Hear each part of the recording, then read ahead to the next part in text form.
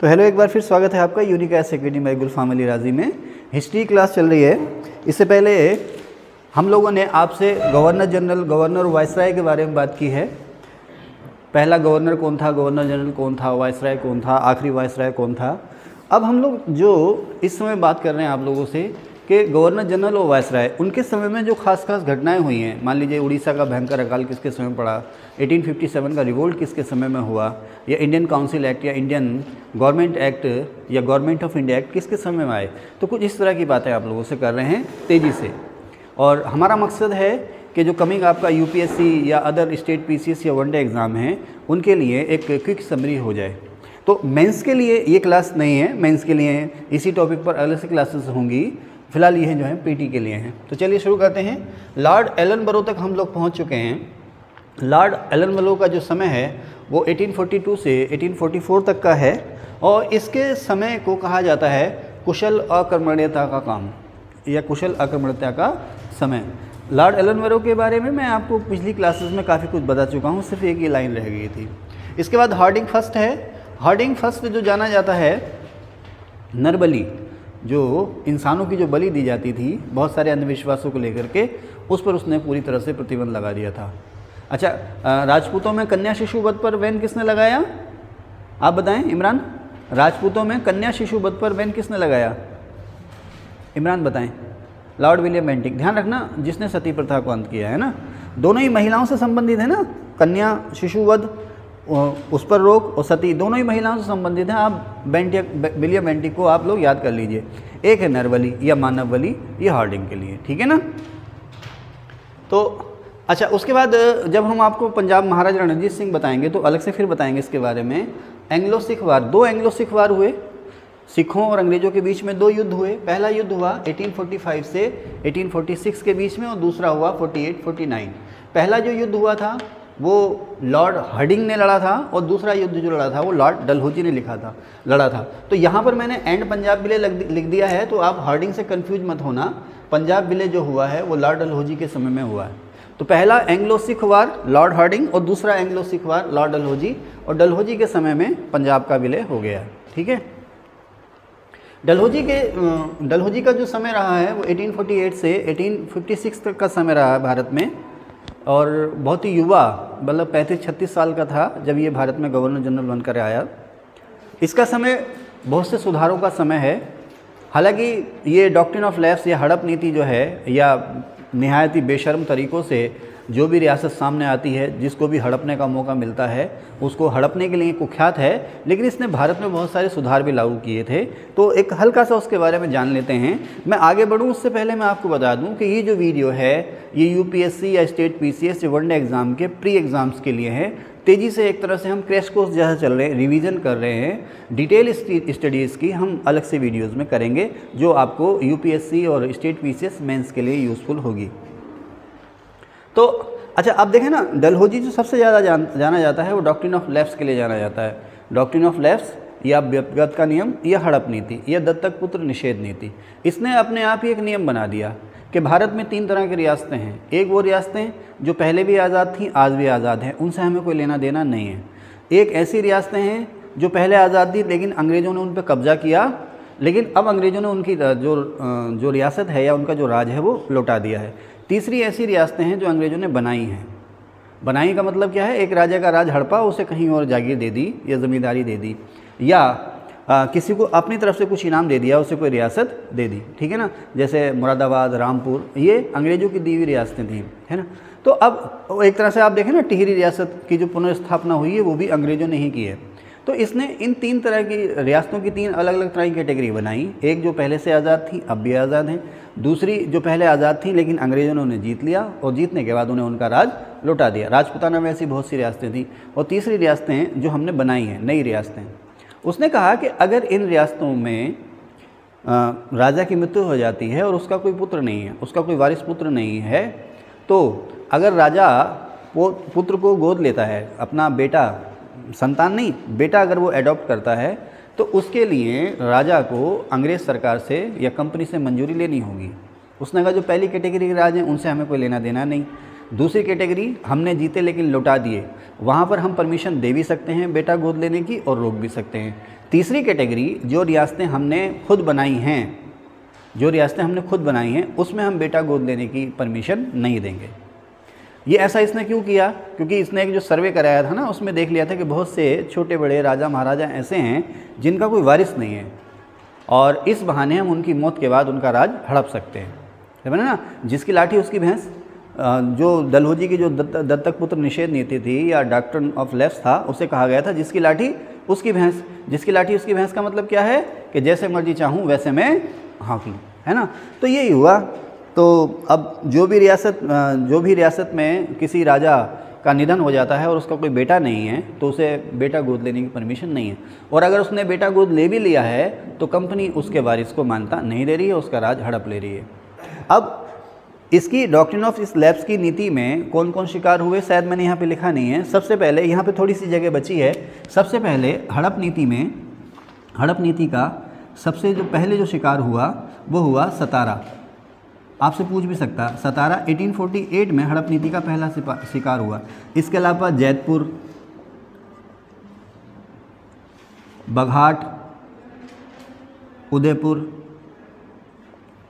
नागपुर को इसने हड़पा 1854 में। और सबसे ज़्यादा आपसे पूछता झांसी जो इसने हड़पा, या झांसी का जो विलय हुआ वो 1853 में हुआ। कई बार सवाल पूछा है कि हड़प नीति का सबसे पहला शिकार कौन हुआ? सतारा। पांडे जी, सहायक संधि का सबसे पहला शिकार कौन हुआ? बैलेजिली ने सहायक संधि सबसे पहले किससे की, आप बताएं। सबसे पहले आप लोग देखो ना, ये वीडियो जो हो रही है अपलोड आपके सामने, आपको बहुत फैसिलिटी मिल रही है, सभी से कह रहा हूँ। बोर्ड पे मैंने लिख दिया है, आपको समय दिया है उसको नोट करने का। उसके बाद आप लोग इसको ध्यान से सुने, कि घर में जाएँ इसको रिवाइज़ ज़रूर करें। अगर आप इसको रिवाइज़ नहीं करेंगे तो आपका समय बिल्कुल ख़राब हो रहा है। घर में किचन में हैं आप, यहाँ तक कि बाथरूम में है, तो आपका वीडियो चला दो। आप आजकल तो स्मार्ट टीवी आ रहे हैं, उससे कनेक्ट करो, चला दो, सुनते रहो, बार बार सुनते रहो, ठीक है ना। तो जो वीडियो चल रही है सर, तो जो हड़प नीति का पहला शिकार हुआ वो सतारा। और आप बताएं तबस्सुम, सहायक संधि सबसे पहले किससे हुई? हैदराबाद से। गलत बात है, सबसे पहले जो सहायक संधि हुई वो हैदराबाद से हुई। ओके, चलिए खैर, ये आपको याद करने पड़ेंगे, नहीं तो काम गड़बड़ हो जाएगा। अच्छा, तो ये था इसका डॉक्ट्रिन ऑफ लैप्स। इसके बारे में हम अलग से फिर बात करेंगे। मेंस में पूरा का पूरा क्वेश्चन बनता है डॉक्ट्रिन ऑफ लैप्स को लेकर के, फिर बात करेंगे क्या था इसके, क्या नुकसान थे, क्या फ़ायदे थे। लेकिन फिलहाल आपसे पीटी में यही पूछेगा। उसके बाद आगे चलते हैं। तो झांसी, रानी लक्ष्मीबाई का जो राज था झांसी, इसी हड़प नीति से इसने हड़पा। अब डलहौजी ने सन 1852 में बर्मा से युद्ध किया। ये दूसरा बर्मा युद्ध था। पहला एंग्लो बर्मा युद्ध किसके समय में लड़ा गया था नाजिम? पहला एंग्लो बर्मा वार किसके समय में लड़ा गया था? एनीवन? जो बर्मा जाने के लिए सेना ने विद्रोह भी कर दी। विकास, पहला एंग्लो बर्मा वार किसके समय में लड़ा गया? लॉर्ड एमहर्स्ट के समय में। उसी के समय में बर्मा जाने को लेकर के सेना ने विद्रोह भी किया था। आप लोग याद नहीं कर रहे, खैर। तो पहला बर्मा वार लॉर्ड एमहर्स्ट के समय वो हो गया 1824 से 26 के बीच में। और ये सेकंड एंग्लो बर्मा वार हुआ है, ये 1852 में हुआ है। डलहौजी ने लड़ा, ये डलहौजी ने लड़ा। अच्छा, आपको बता सकते हैं बर्मा का पूर्ण विलय किस वायसराय या गवर्नर जनरल के समय हुआ? किसी को याद है? आपको याद है? बर्मा का पूरा विलय किसके समय में हुआ? लॉर्ड डफरिन के समय में हुआ। आगे आएगा, अभी चलते हैं, ठीक है। खैर, तो 1852 में सेकेंड एंग्लो बर्मा वार। और बर्मा का जो निचला हिस्सा है, निचला माने साउथ का हिस्सा, वहीं पर आता है पेगू। तो लोअर बर्मा और पेगू का विलय सीधे सीधे आपसे पूछ लेगा कि निचला बर्मा और पेगू का विलय किसने किया? डलहौजी ने किया। कौन से वार से किया? 1852 में सेकेंड एंग्लो बर्मा वार से, ठीक है ना। अच्छा, युद्ध का बहाना इसने क्या तलाशा? युद्ध का बहाना इसने तलाशा कि आपने साहब हमारा जो जहाज़ का कैप्टन है, उसका नाम मैं भूल रहा हूँ, हमारे जहाज़ के जो कैप्टन है, शिप के जो कैप्टन है, उनसे मिसबिहेव किया, उनसे दुर्व्यवहार किया, इसके लिए सेना भेज दी। सिक्किम का विलय कैसे हुआ? सिक्किम में इसने आरोप लगाया कि आपने 2 अंग्रेज डॉक्टरों से मिसबिहेव किया। सिक्किम में 2 अंग्रेज डॉक्टरों से मिसबिहेव हुआ, इसलिए फौज भेज दी, सिक्किम का विलय हो गया। तो सिक्किम का विलय डलहौजी ने किया। सवाल आता है, 2 डॉक्टरों पर दुर्व्यवहार का आरोप लगा करके सिक्किम का विलय हुआ है, और अंग्रेज जहाज़ के कप्तान से दुर्व्यवहार का आरोप लगा करके बर्मा से लड़ाई लड़ी गई है, सेकेंड एंग्लो बर्मा वार जिसे कहते हैं, ठीक है ना। एक बार मैं चाय पी लूँ, इसको पॉज कर दीजिए सर। तो चलिए टी ब्रेक भी निपट गया। तो 1850 में इसने सिक्किम को हड़पा, सिर्फ और सिर्फ 2 डॉक्टरों पर दुर्व्यवहार का आरोप लगाकर। आगे अच्छा, एक इनाम कमीशन है, बॉम्बे प्रांत था, आज का जो गुजरात महाराष्ट्र है ना, उस समय उसको बॉम्बे कहा जाता था। तो इसने बॉम्बे प्रांत में एक कमीशन, इनाम कमीशन अपॉइंट किया, जिसका मकसद था कि इसकी नज़र में जो भी अवैध जागीरदार हैं, जिनको भी कोई भी ताल्लुका, इक्ता, वक्फ वगैरह कोई भी जागीरें जो मिली हुई हैं, अगर वो जागीरें लीगल हैं तो वो जागीरें उनकी रहने दो, और अगर ज़रा सा भी इलीगल है उसमें या अवैध कब्जे हैं तो उन जागीरों को वापस कंपनी सरकार अपने कब्जे में ले लेगी। तो इसको कहा गया था इनाम कमीशन। तो यहाँ पर भी वही था, जिसकी लाठी उसकी भैंस, जरा जरा से कागज़ मांगे गए, वो बेचारे दे नहीं पाए, तो वो जागीरें जो थी वो हड़प ली। 20,000 जागीरें इसने हड़पी बॉम्बे में, ठीक है। अच्छा आगे चलें।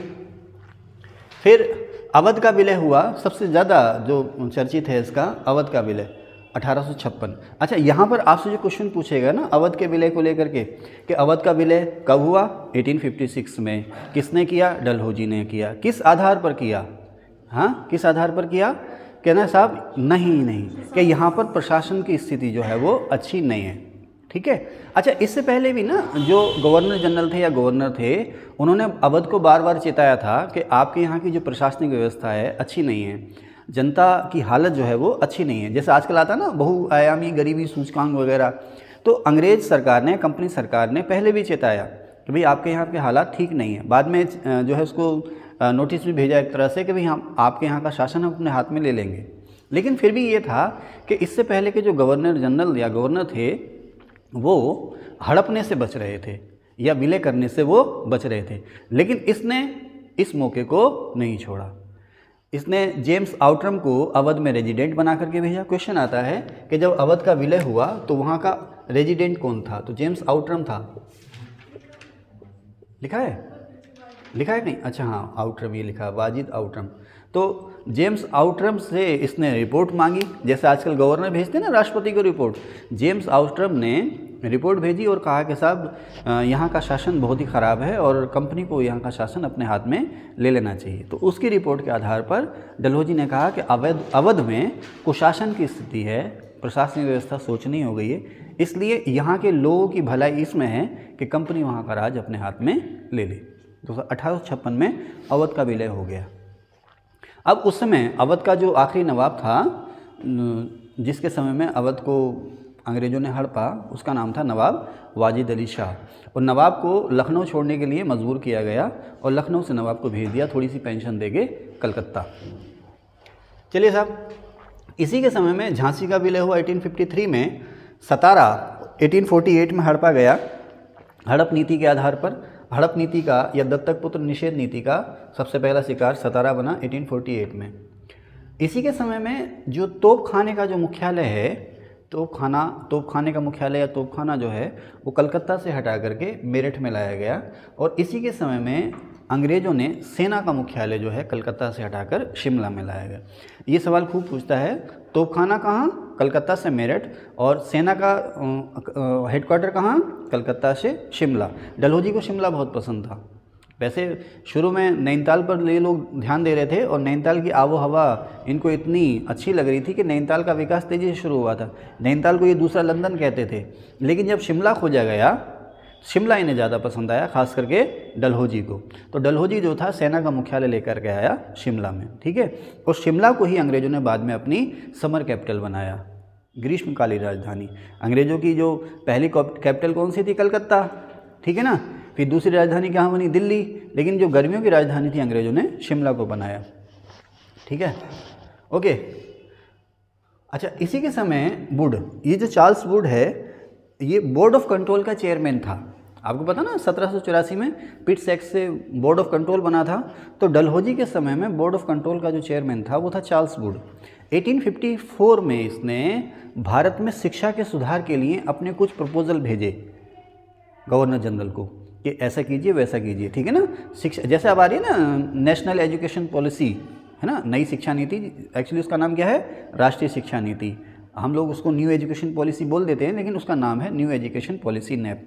तो जैसे अब शिक्षा नीति आई है या हमारे यहाँ हंटर कमीशन या कुठारे कमीशन रहा था, तो उसी तरह से उस समय के बोर्ड ऑफ कंट्रोल के, ध्यान रखना इसमें कंफ्यूज हो जाओगे, बोर्ड ऑफ कंट्रोल के चेयरमैन चार्ल्स वुड ने शिक्षा के में सुधार के लिए लॉर्ड डलहौजी को अपने कुछ प्रस्ताव भेजे थे, जिसे कहा जाता है वुड डिस्पैच।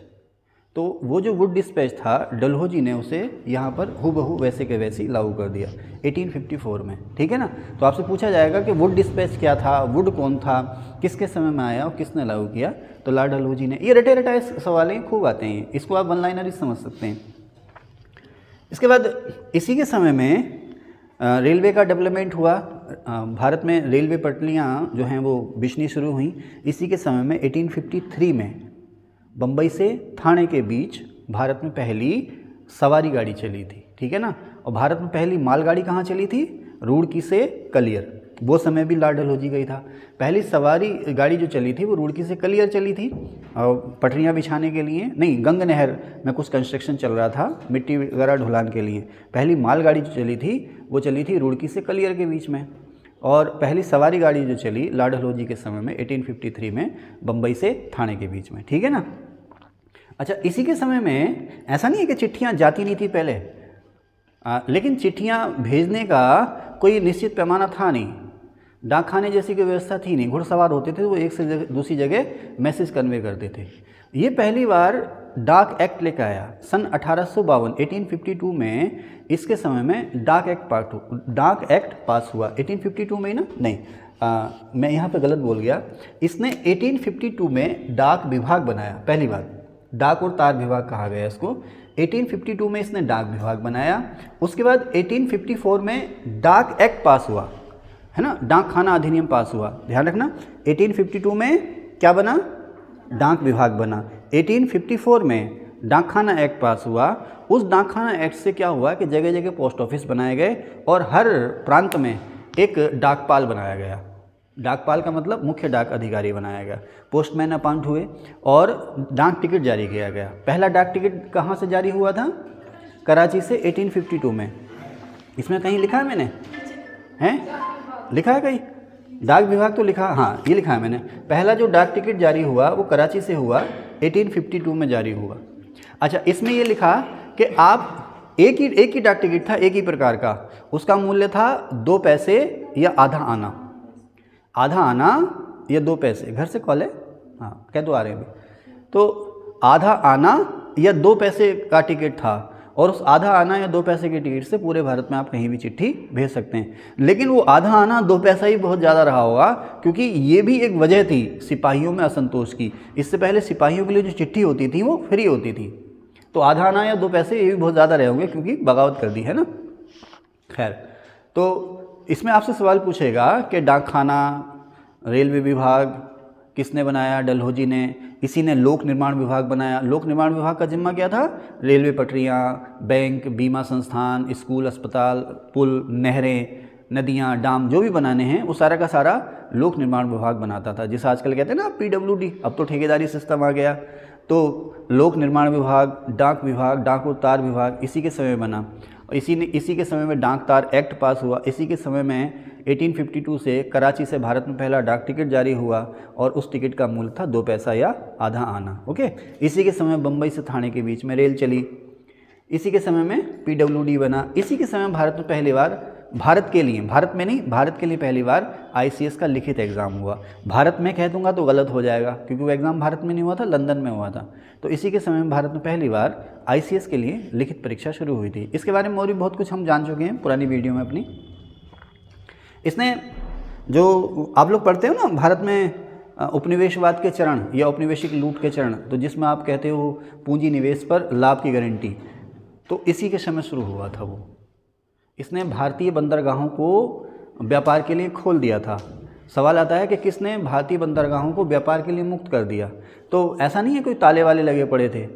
अगर विदेशी व्यापारी या विदेशी शिप यहाँ पर आते थे तो उनसे टैक्स बहुत ज़्यादा वसूला जाता था। तो उस टैक्स के मामले में इसने लिबरलाइजेशन कर दिया भारत में व्यापार को बढ़ावा देने के लिए। लेकिन दिक्कत ये थी कि आयात को तो बढ़ावा मिलता था, लेकिन भारतीय निर्यात को ये हतोत्साहित करते थे। तो भारतीय बंदरगाहों को इसने व्यापार के लिए खोल दिया। भारत में व्यापार के लिए इसने सभी को आने दिया, यानी कि भारत में मुक्त व्यापार की या मुक्त निवेश की नीति इसने शुरू की थी। ठीक है ना। आगे चलें। इसी के समय में गंग नहर शुरू हुई थी। जो ऊपरी गंग नहर है कहाँ से निकलती है? ऊपरी गंग नहर कहाँ से निकलती है? किसी को पता है? ऊपरी गंग नहर हरिद्वार से निकलती है। तो इसी के समय में शुरू हुई थी गंग नहर, जो शुरू हुई थी इसी के समय हुई थी। और इसी के समय में 1847 या 48 या 49 जो भी है, रुड़की जो इंजीनियरिंग कॉलेज है, IIT नाम तो इसका अब हुआ है। IIT का दर्जा तो बहुत बाद में मिला ना, अब जब उत्तराखंड स्टेट बन गया था उसके बाद में जाकर के इसको IIT का दर्जा मिला था। तो एशिया का पहला जो इंजीनियरिंग कॉलेज था वो रुड़की इंजीनियरिंग कॉलेज था, वो लॉर्ड डलहौजी के समय में ही बना था। ध्यान रखना, अगर कोई कहता है कि रुड़की IIT किसके समय बना, भैया ऑप्शन अगर उसमें डलहौजी हो उसके अलावा कोई रिलेवेंट ऑप्शन ना हो तो सही है, नहीं तो वो सवाल गलत है। तो IIT का दर्जा तो उसे अब मिला है, उससे पहले इसका नाम था इंजीनियरिंग कॉलेज, ठीक है, रुड़की का। अब रुड़की में इंजीनियरिंग कॉलेज बन गया, फिर रुड़की में सैनिक छावनी बन गई, बस यहीं से रुड़की का विकास जो है वो शुरू हो गया। इसके बाद आता है लॉर्ड कैनिंग। लॉर्ड कैनिंग का जो समय है वो 1856 से 1862 का है। ये भारत का आखिरी गवर्नर जनरल था। उसके बाद 1857 में इसके समय बगावत हुई। बगावत के बाद 1858 का एक्ट आया, पहले मैं बता चुका हूँ आपको, और गवर्नर जनरल का नया नाम क्या हो गया? वायसराय। तो इस तरह से लॉर्ड कैनिंग ही भारत का पहला वायसराय बना, ठीक है। इसके बारे में बहुत कुछ जानते हैं। इंडियन हाई कोर्ट एक्ट पास हुआ इसी समय में। इंडियन हाई कोर्ट एक्ट पास हुआ और उस एक्ट के पास होने के बाद 1865 में बम्बई, कलकत्ता और मद्रास, मैंने BKM लिखा शॉर्ट में, BKMSC। इसी के समय में 1865 में high court, Indian high court act पास हुआ और बम्बई, कलकत्ता और मद्रास में हाई कोर्ट बने। लैप्स पॉलिसी इसने ख़त्म कर दी थी। जो डलहौजी की जो नीति थी ना, दत्तक पुत्र निषेध नीति या हड़प का सिद्धांत, वो इसने ख़त्म कर दिया था। इसने कहा भाई दत्तक पुत्र आप गोद ले सकते हैं, हम आपके अधिकार को इसको मानता देते हैं, क्योंकि बगावत हो गई थी इसी वजह से। इसी के समय में इंडियन काउंसिल एक्ट पास हुआ 1861 में। इसके लिए मैं अलग से आपको बता चुका हूँ, लेकिन दोहराता चलूँ। भारतीय परिषदीय अधिनियम, भारत जो पहला परिषद अधिनियम था 1861 का, इसी के समय में पास हुआ था और यहीं से भारत में पोर्टफोलियो सिस्टम या विभागीकरण शुरू हुआ था। इसके बारे में बहुत कुछ मैं आपको बता चुका हूँ पुरानी वीडियो में, वो देखिए आप लोग। फिर लॉर्ड एल्गिन आता है। लॉर्ड एल्गिन का जो समय है 1862 से 63 का है। लॉर्ड एल्गिन का जो समय है 1862 से 1863 का है। ये जो जाना जाता है, दो सवाल आते हैं इससे अक्सर कि बहावी विद्रोह का दमन किसके समय में हुआ? इसके समय में हुआ बहावी विद्रोह, बहावी बगावत का दमन इसके समय में हुआ। इसके अलावा हिमाचल में धर्मशाला में इसकी डेथ हो गई थी, प्राकृतिक मृत्यु थी। हिमाचल में धर्मशाला में इसकी मृत्यु हुई थी। और एक और था, कौन था वो, जिसने पहली जनगणना कराई थी, लॉर्ड मेयो, उसकी मृत्यु कहाँ हुई थी? उसकी हत्या हुई थी अंडमान में, है ना। और कॉर्नवालिस की डेथ कहाँ हुई थी? बलिया में, गाजीपुर। हाँ, लॉर्ड कॉर्नवालिस की डेथ हुई थी गाजीपुर में। और उनकी कब्र कहाँ है, समाधि कहाँ है? देखो अभी परसों बढ़ाया था, सब भूल गए। डेथ हुई थी बलिया में और समाधि है गाजीपुर में। डेथ हुई थी बलिया में लॉर्ड कॉर्नवालिस की और समाधि है गाजीपुर में, है ना। सब खिचड़ी बन जाएगी अगर इसको ना शॉर्ट नोट्स बनाते। आप लोगों से भी कह रहा हूँ, इसके शॉर्ट नोट्स बनाते रहो। शॉर्ट नोट्स बनाने का तरीका आपको गुरु मंत्र बताऊँ। जैसे मैंने डेथ की बात की, तो किसकी डेथ कहाँ हुई, सबकी एक लिस्ट होनी चाहिए, फिर नहीं भूलता। चलिए खैर, लॉर्ड डलहौजी की डेथ कहाँ हुई? डलहौजी की डेथ कहाँ हुई? भारत में नहीं, उसकी डेथ वो लंदन में ही जाके मरा, ठीक है। उसकी डेथ लंदन में हुई है। और डलहौजी काफ़ी लंबे समय तक जिंदा था। यहाँ 36 साल की उम्र में तो आया था वो, 36 साल की उम्र में चला गया। 1885 में जब कांग्रेस बनी ना, इंडियन नेशनल कांग्रेस, तो A.O. ह्यूम अंग्रेजों से भी डिस्कस करने गया था। यहाँ पर जो पहले अंग्रेज प्रशासक रह चुके थे, तो उसमें डलहौजी भी था। डलहौजी से, लिटन से, रिपन से, सबसे डिस्कस किया था। डिस्कस करने के बाद फिर उसने ये कदम उठाया था। भाई आप देखो ना, 17 से 23 साल की उम्र में तो ICS बन जाता था यहाँ आदमी। तो वो 35-36 साल की उम्र में गवर्नर जनरल वायसराय बन के चले गए, है ना। ओके खैर, तो सर जॉन लॉरेंस, इसका जो समय है 1863 से 69 का, 6 साल ये रहा। इसके समय में भूटान का युद्ध लड़ा गया। भूटान वार के लिए फेमस है ये।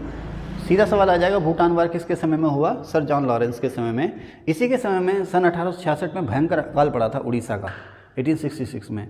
मतलब ऐसा भयंकर अकाल था कि लोग अपनी औलादों को बेचने के लिए मजबूर हो गए थे और मरे हुए इंसानों का मांस खाने के लिए मजबूर हो गए थे, कुछ नहीं था। तो उड़ीसा का भयंकर अकाल 1866 का सर जॉन लॉरेंस के समय में, इसी ने पहली बार फेमिन कमीशन या अकाल आयोग बनाया था। उसकी बात अलग से करेंगे।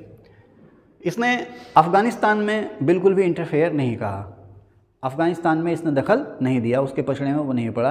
तो इसने जो अफ़गानिस्तान में हस्तक्षेप की नीति अपनाई उसको कहा जाता है शानदार निष्क्रियता का काल। किसका? सर जॉन लॉरेंस का। ठीक है। उसके बाद आता है लॉर्ड मेयो। इसका समय है 1869 से 72, 3 साल रहा क्योंकि इसकी हत्या हुई थी। अब ये इसने अजमेर में कॉलेज बनवाया था जिसका नाम था मेयो कॉलेज, आज भी है ये मेयो कॉलेज अजमेर में।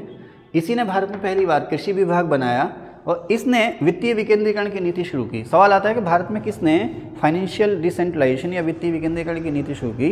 ये क्या था वित्तीय विकेंद्रीकरण? ये था कि जो प्रोविंस हैं यानी प्रांत जिसे आप कह सकते हो, उन्हें कुछ नए टैक्स लगाने, उन्हें वसूलने और अपने हिसाब से उन पर खर्च करने की परमिशन दी गई थी। यहाँ से इसने ये शुरू किया कि भाई जो प्रांत हैं या प्रोविंस हैं वो कुछ नए किस्म के टैक्स लगा भी सकते हैं, उन्हें उगा सकते हैं और उगा के अपने पास रख भी सकते हैं, एक बात, और अपने खर्चों को पूरा करने के लिए। और अगर फिर भी कुछ कम पड़ता है तो सेंट्रल गवर्नमेंट या गवर्नर जनरल या वायसराय के स्तर से प्रांतों को कुछ हेल्प मिलेगी। तो इस पॉलिसी को कहा गया था वित्तीय विकेंद्रीकरण की नीति। इसको आगे रिपन और लिटन ने भी जारी रखा था, किसी ने नहीं बदला, लिटन और रिपन ने भी इसको जारी रखा था। रिपन के समय में तो इनकम के जो सोर्सेज थे वो अलग अलग हिस्सों में बांट दिए गए, केंद्रीय मद और प्रांतीय मद। आज जो आता है ना सेंट्रल जीएसटी, स्टेट जीएसटी, तो जीएसटी तो खैर अलग कॉन्सेप्ट हुआ, लेकिन लॉर्ड रिपन के समय में जो करों का जो बंटवारा हो गया था कि केंद्र सरकार के कर ये हैं और राज्य सरकारों के कर ये हैं। अगर राज्य सरकारों को फिर भी पूरा नहीं पड़ता है तो केंद्र सरकार उन्हें अलग से मदद देगी, जैसे आजकल होता है ना। तो अब आज़ादी है, लोकतंत्र है, तो वित्त आयोग आ गया है ना, पहले केंद्र सरकार की मर्जी पर था। ओके, तो वित्तीय विकेंद्रीकरण की इसने नीति शुरू की और भारत में पहली जो जनगणना हुई 1872 की, इसी के समय में हुई। इसको अलग से लिखाने की जरूरत थोड़ी है, सभी को रटा हुआ। भारत में पहली जनगणना 1872 में लॉर्ड मेयो ने, और वो 10-10 साल वाली जो नियमित जनगणना है वो 1881 से शुरू हुई थी लॉर्ड रिपन के समय में। अब कायदे में 2021 में नई जनगणना के आंकड़े आ जाने चाहिए थे, लेकिन पता नहीं क्या बात है, अभी जनगणना का काम शायद शुरू नहीं हुआ है। कोविड इसकी एक वजह हो गया शायद, है जी, शुरू हो गया, ठीक है, तो शायद कोविड की वजह से लेट हो गई, नहीं तो 21 में उसके जो डाटा थे पब्लिश हो जाने चाहिए थे। तो आप बच गए ना भाई, 21 के डाटा ही पब्लिश हो जाते तो आपको वो भी रखने पड़ते। अभी 11 से ही काम चल रहा है, लेकिन वो आ रहा है, ध्यान रखना, नेशनल फैमिली हेल्थ सर्वे, उसके डाटा पूछ रहा है वो। लेकिन इतने मत पगलाओ, जो ट्रेडिशनल चीज़ें हैं जो हर बार आ रही हैं ना उनको याद रख लो, है ना। ओके, आप ज़्यादा टेंशन मत लो, अभी यूपीएससी का एग्ज़ाम नहीं है, यूपीएससी के लिए करंट अलग से पढ़ाएंगे, स्टेट पीसीएस वनडे एग्ज़ाम के लिए आप ये रट लो कि G20 का कौन सा सम्मेलन था, Bharat Mandapam Vasudhaiva Kutumbakam, one earth one family one future, इतना रट लो आप, है ना। और नया सदस्य कौन बन गया? अफ्रीकी संघ। अफ्रीकी संघ में कितने हैं? 55 है। कहाँ का राष्ट्रपति उसका अध्यक्ष? कोरोमोस का, है ना। हाँ, ज़्यादा टेंशन लेने की ज़रूरत नहीं है कि दिल्ली घोषणा पत्र में क्या क्या शामिल था, वो यूपीएससी के लिए छोड़ दो, इतनी ज़्यादा टेंशन लेने की नहीं है, वो यूपीएससी के लिए छोड़ दो। वनडे के लिए सिर्फ ये याद करो, ध्यान रखना 20 क्वेश्चन अगर करंट के आए तो 20 में से 13-14 आपके सही हो जाने चाहिए, इससे कम हो रहे हैं तो आप बाहर हैं।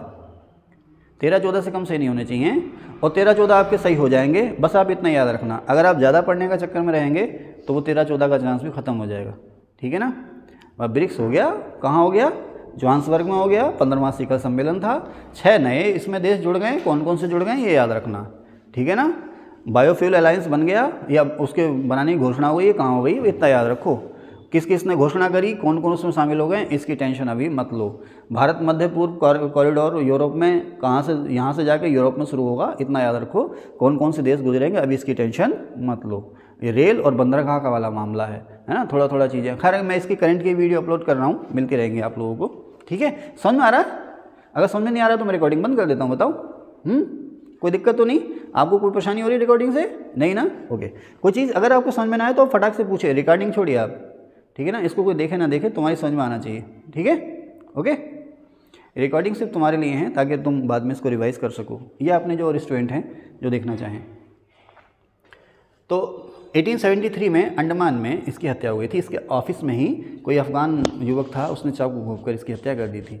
एक्चुअली अफ़गान वार में उसके पिता की मौत हो गई थी, उससे ये नाराज़ था। लॉर्ड नॉर्थब्रुक 1872 से 1876 का इसका टाइम रहा है, लॉर्ड नॉर्थब्रुक का। और इसके समय में पंजाब का कूका विद्रोह हुआ था, कूका आंदोलन या कूका विद्रोह, लॉर्ड नॉर्थब्रुक के समय में। इसी के समय में बंगाल का अकाल पड़ा। लॉर्ड नॉर्थब्रुक के समय में कूका आंदोलन और इसी के समय में बंगाल का अकाल पड़ा था। आज अलग अलग पार्ट नहीं बनाएंगे वीडियो के, वीडियो लंबी हो जाएगी, 1-1.5 घंटे की हो जाएगी, चलने दीजिए। लॉर्ड लिटन 1876 से 1880 का समय रहा है। भारत के सबसे कुख्यात गवर्नर जनरल जो रहे वेलेस्ली या वायसराय, वेलेस्ली, डलहौजी, कर्जन और लिटन, ये 4 सबसे कुख्यात रहे।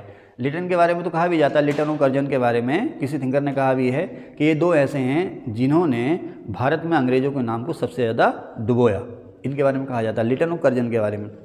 और कहते हैं कि भारत में जो अंग्रेज राज के विरुद्ध बगावत शुरू हुई या क्रांति शुरू हुई या सुगबुगाहट शुरू हुई, वो लिटन की वजह से हुई। किसकी वजह से? लिटन। लिटन जो था भारत में क्रांति का कारण बना। तभी सही आपकी ओके।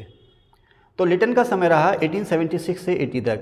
इसके समय में भयानक अकाल पड़ा, पूरे के पूरे उत्तर भारत में अकाल पड़ा, लेकिन इसने उसकी कोई खास परवाह नहीं की और उस अकाल की उपेक्षा करके इसने दिल्ली में भव्य दरबार लगाया और दरबार लगा करके रानी को, रानी विक्टोरिया को कैसर हिंद या भारत की रानी या भारत की सम्राज्ञी या क्वीन ऑफ इंडिया का टाइटल दिया गया। रानी नहीं आई यहाँ पर, दरबार लगाया गया और उस दरबार में घोषणा की गई कि आप जो हैं रानी जो होंगे वो कैसर हिंद या भारत की सम्राज्ञी होंगी। तो इसको लेकर के जो बहुत सारे भारत में नेता थे, बुद्धिवादी थे, वो कह रहे यार भारत जल रहा है। उन्होंने इस घटना की जो तुलना की थी, लिटन के शाही दरबार की जो तुलना की थी कि रोम जल रहा था और नीरो बंसी बजा रहा था, इससे की थी। इससे लोगों में गुस्सा बनवा। तो 1 जनवरी सन 1877 को इसने दिल्ली में भव्य दरबार लगाया और रानी को कैसर हिंद का टाइटल दिया। अब इसमें एक शब्द आता है वर्नाकुलर। वर्नाकुलर का मतलब है देसी, देसी भाषाएं। दरअसल अब लिटन था ना, लिटन है या डलहौजी हैं, भारत में धीरे धीरे पत्रकारिता का विकास होने लगा था, पत्रकार पैदा होने लगे थे। अब भले ही सप्ताह में या महीने में या 15 दिन में छपने वाले अखबार थे, लेकिन अखबार आने लगे थे। और अखबार जो थे अब जैसे अमृत बाजार पत्रिका, बंगाली, सोम प्रकाश, इस तरह के जो अखबार थे ना, अब सरकार की नीतियों की, खास करके लॉर्ड लिटन की नीतियों की खुलकर आलोचना करने लगे थे। अच्छा, जो देसी अखबार थे वो ज़्यादातर देशी भाषाओं में छपते थे, हिंदी में, बंगाली में, उर्दू में, अरबी में, फ़ारसी में, संस्कृत में, है ना। जो विदेशी भाषा यानी इंग्लिश में अखबार जो बहुत कम छपते थे और उनका सर्कुलेशन भी कम था। अच्छा, जो इंग्लिश में अखबार जो छपते थे ना, एक तो वो इंग्लिश किसी की समझ में ना आए, और ज़्यादातर इंग्लिश के अखबार कौन पढ़ता था? एलीट क्लास के लोग, जिन्हें क्रांति से कोई ज़्यादा खास लेना देना था नहीं उस दौर में क्रांति से कोई खास लेना देना था नहीं। लेकिन जो देशी भाषाओं के अखबार थे, बांग्ला, संस्कृत या हिंदी, उर्दू, अरबी, फ़ारसी, कोई सी भाषा रही हो, गुजराती, मराठी, इसमें ये इन भाषाओं के अखबार खूब पढ़े जा रहे थे और लोगों को इन अखबारों के द्वारा सरकार की नीतियों के बारे में बताया जा रहा था, या जो सरकार की ख़राब नीतियां हैं उनके बारे में बताया जा रहा था।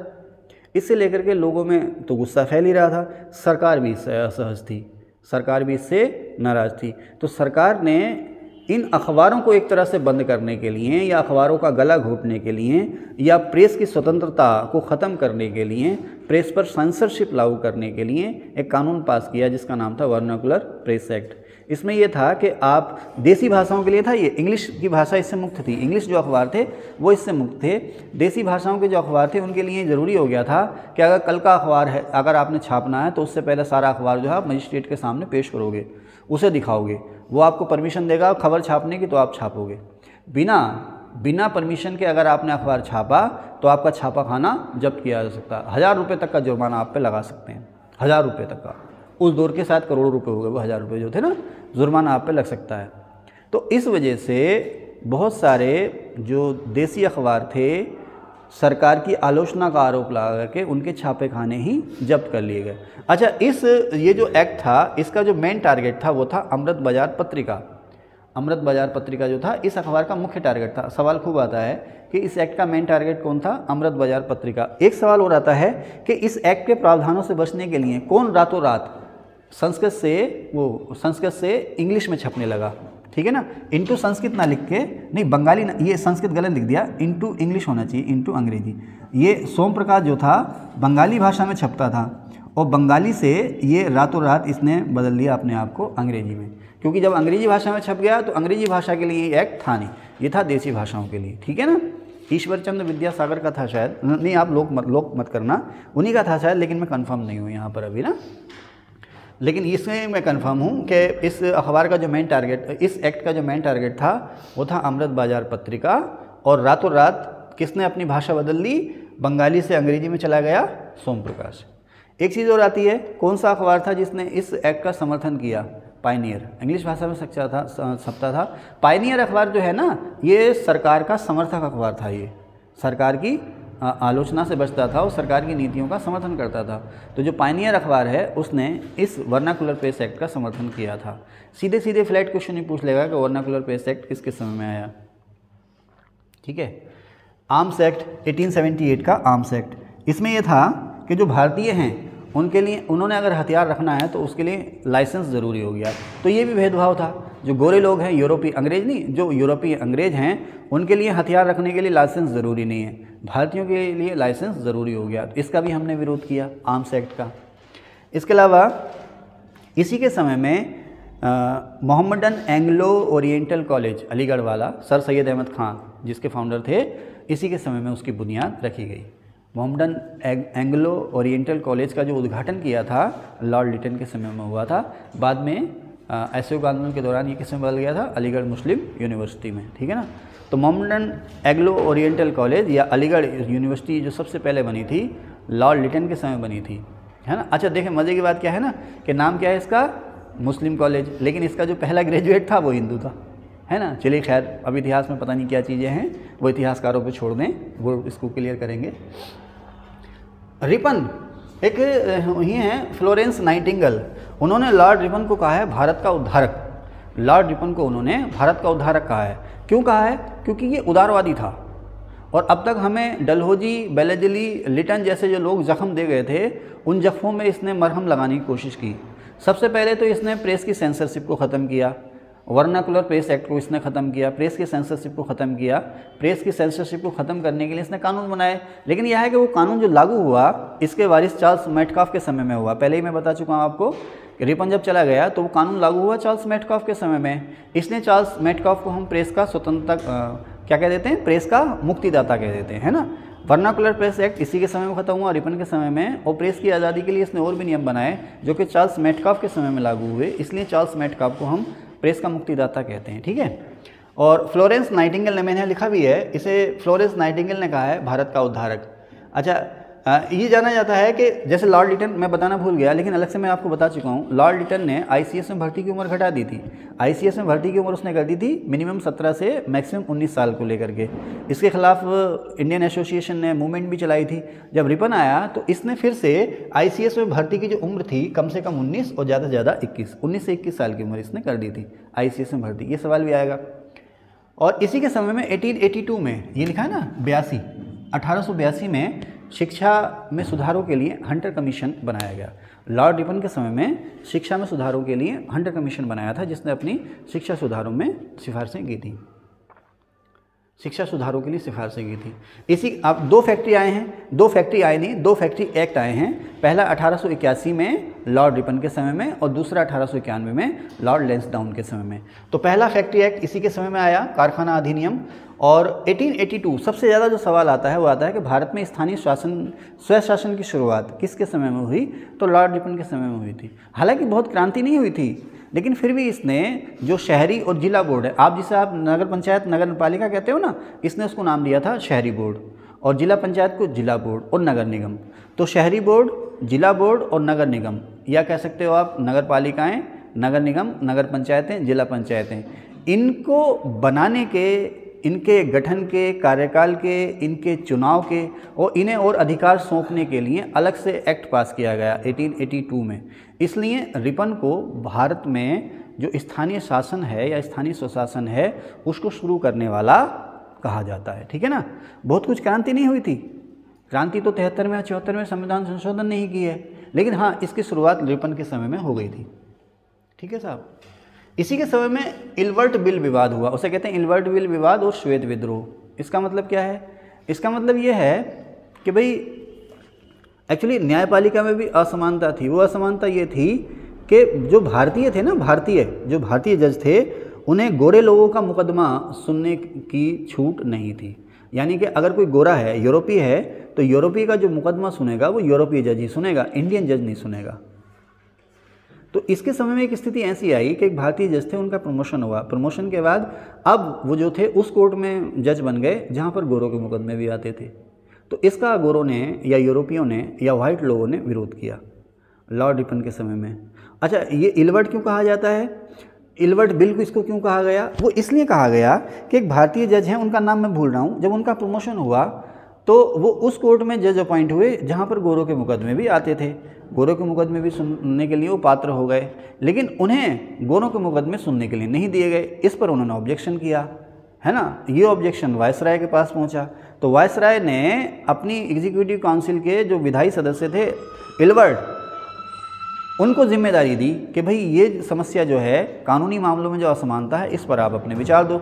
तो लॉर्ड इलवर्ट ने एक कानून का मसौदा सुझाया था जिसको नाम दिया गया इलवर्ट बिल। और लॉर्ड इलवर्ट ने जो इलवर्ट बिल पेश किया वो ये कहता था भाई कानूनी मामलों में भेदभाव ख़त्म करो, अब इंडियंस भी या जो नॉन वाइट हैं वो भी वाइट लोगों के मुकदमे सुन सकते हैं। इसको लेकर के यूरोपियों ने बगावत की थी कि अब काले हमारा फैसला करेंगे। हाँ, ऐसा कहा था साहब, अब काले हमारा फैसला करेंगे, समझ रहे ना। आपका थोड़ा रंग अगर साफ भी है ना, तो हम सब काले ही थे। मतलब यहाँ पर अगर कोई आर्य नस्ल का गोरा चिट्टा भी है ना, तो अंग्रेजों की नज़र में, हाँ भाई पांडे जी, अगर यहाँ पर कोई आर्य नस्ल का गोरा चिट्टा भी है, मान लो आप भी हैं, तो अंग्रेजों की नज़र में क्या थे? वो काले, है ना। हम ये कहाँ से काले? तो वो कहते थे ब्राउन। क्या कहते थे? ब्राउन। ठीक है भाई, पांडे जी हैं, हाँ, इनको सुबह सुबह के नमस्कार किया करो, ठीक है। ओके, कहाँ थे? तो आप त्रिवेदी हैं, द्विवेदी हैं, चतुर्वेदी हैं? क्या हैं आप? पांडे जी? पांडे जी को कुछ पता नहीं। ओके, पांडे जी को कुछ पता नहीं। हाँ भाई पांडे जी, हाँ अनिस भाई नमस्कार कर ले करो। जो मोहम्मडन्स में सैयदों की महत्ता है, वही हमारे हिंदू कल्चर में पांडे मिश्र इनकी महत्ता है। भाई साहब आके पैर छुए करो, आशीर्वाद दिया करो। हाँ ठीक है, ठीक, चले आगे चलते हैं। कहाँ थे? हाँ, तो इसको यूरोपियों ने इसको लेकर के बगावत कर दी, तो इसी को कहा जाता है श्वेत विद्रोह। तो अंग्रेज सरकार का दखल हुआ और दखल के बाद इलवर्ट बिल वापस ले लिया गया। इससे रिपन नाराज़ हुआ, क्षुब्ध था वो, इससे नाराज़ था वो। बाद में अंग्रेज सरकार ने भारत की सेना रिपन की सहमति के बिना मिस्र में भेज दी लड़ने। रिपन नहीं चाहता था कि इंडियन आर्मी मिस्र में जाए लड़ने के लिए, लेकिन अंग्रेज सरकार ने वो सेना, आप जारी, अरे अच्छा कोई बात नहीं, अंग्रेज सरकार ने वो सेना भेज दी। कहाँ भेज दी? मिस्र में। इसके विरोध में उसने इस्तीफा दे दिया था। आप बताएंगे कि वॉरेन हेस्टिंग्स ने किसके विरोध में इस्तीफा दिया था? भूल गया सब कुछ, याद नहीं अब कुछ, बस एक बात ना भूली, दुकान कब खुलेगी, है तो है आपको नहीं पता? नहीं, पिट्स एक्ट के विरोध में। वॉरेन हेस्टिंग्स ने जो इस्तीफा दिया था वो पिट्स एक्ट के विरोध में दिया था, और लॉर्ड रिपन ने इलवर्ट बिल विवाद से क्षुब्ध होकर लेकिन मिस्र में सेना भेजने के विरोध में इस्तीफा दे दिया था। ठीक है ना। कांग्रेस की जो सरकारें थी प्रांतों में, उन्होंने क्यों इस्तीफा दिया था? आप 10 मिनट बैठ सकते हैं? 10 मिनट, मैं भी जा रहा हूँ 10 मिनट में, बस 10 मिनट। अच्छा ठीक है, डॉक्टर के पास जाना, ठीक है। शाम को आएंगे आप? शाम को मैं करंट पढ़ाऊँगा, आ जाना, ठीक है, बाय। कहाँ थे? हाँ आगे चलते हैं, चलिए जहाँ भी थे आगे चलते हैं। तो लॉर्ड डफरिन, नहीं उनको मैंने कह दिया ऐसी, नहीं ये तो मैं रिकॉर्ड हो जाएगा, लेकिन चलो वो भी देखेंगी, सुन लेंगी, उनको जाते हुए तकलीफ़ ना हो कि यार सब पढ़ रहे हैं और मैं नहीं पढ़ रही हूँ। उनको ऐसी सांत्वना दे दी है कि शाम को भी पढ़ाऊँगा, आप आ जाना, है ना। शाम को क्या होगा मुझे खुद नहीं पता, ओके ठीक है। क्योंकि यहाँ मैंने देखा ना बहुत से लोगों के चेहरे उतर गए जब मैंने कहा शाम को भी पढ़ाऊँगा, आ जाना। ये दो बैठे हैं, इनके चेहरे उतर गए ऐसे करके, अरे तुम भी रुक जाना, है ना। ओके, तो ये हो गया साहब हैं। उसके बाद आता है डफरिन।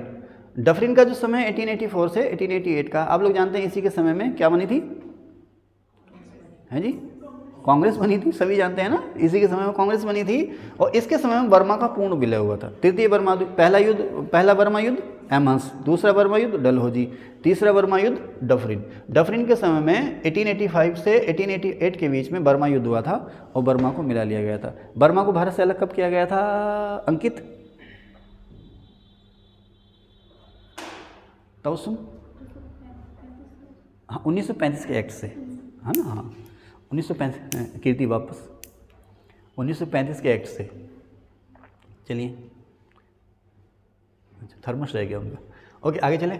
लॉर्ड लैंसडाउन 1888 से 1894 का समय है ये, लॉर्ड लैंसडाउन का, ठीक है। और मैंने लिखा डूरंड, हम क्या है ये डूरंड पांडे जी, क्या है डूरंड, क्या है? कोई डूरंड थे, उनको जिम्मेदारी दी गई, सर्वेयर थे ये, उनको जिम्मेदारी दी गई कि आप जो है भारत और अफगानिस्तान के बीच में जो बाउंड्री है उसको डिसाइड करें कहाँ से कहाँ तक है। तो उन्होंने लॉर्ड लैंसडाउन के समय में 1892 में आई थिंक 1891 या 92, मुझे कंफर्म नहीं है, आप लोग देख लेना है। तो लॉर्ड लैंसडाउन के समय में डूरंड ने जो सिफारिश की थी कि भारत और अफगानिस्तान के बीच में सीमा ये होनी चाहिए, उसी को मान लिया गया। तो डूरंड लाइन बन गई। ये डूरंड लाइन जो थी भारत और अफगानिस्तान के बीच में थी, लेकिन भारत का बंटवारा हो गया बाद में, तो अब जो है ये पाकिस्तान और अफगानिस्तान के बीच में डूरंड लाइन, ठीक है, ध्यान रखना। खूब आता है ये डूरंड लाइन किसके समय बनी? लॉर्ड लैंसडाउन के समय बनी, ठीक है। इसको थोड़ा सा इधर ले लेंगे सर, मैं आ रहा हूँ कैमरा में। तो इसी के समय में 1891 में दूसरा फैक्ट्री एक्ट पास हुआ और इसी के समय में 1892 में इंडियन काउंसिल एक्ट, भारतीय परिषदीय अधिनियम पास हुआ, ठीक है, जहाँ से भारत में वास्तव में संसदीय शासन की शुरुआत हुई। लॉर्ड एल्गिन का जो समय रहा है 94 से 99 का रहा है, 94 से 99 का लॉर्ड एल्गिन का समय। और इसके समय में उत्तर भारत में भीषण अकाल पड़ा था, उत्तर प्रदेश, बिहार, मध्य प्रांत भीषण अकाल पड़ा था इसके समय में भी, लॉर्ड एल्गिन के समय भी। तो इसने इस अकाल के बाद अकाल से निपटारे के लिए एक कमीशन बनाया था जिसका नाम था जेम्स लायल अकाल आयोग। इसी की एक फेमस कोटेशन अक्सर एग्जाम पे आ जाती है। इसने कहा था, मतलब बहुत ही मतलब अपना उसमें भर के, ऐंठ में भर के, कि भारत को तलवार के बल पर जीता गया है और तलवार के बल पर ही उस पर राज किया जाएगा। लॉर्ड एल्गिन ने कहा था ये बात, ठीक है।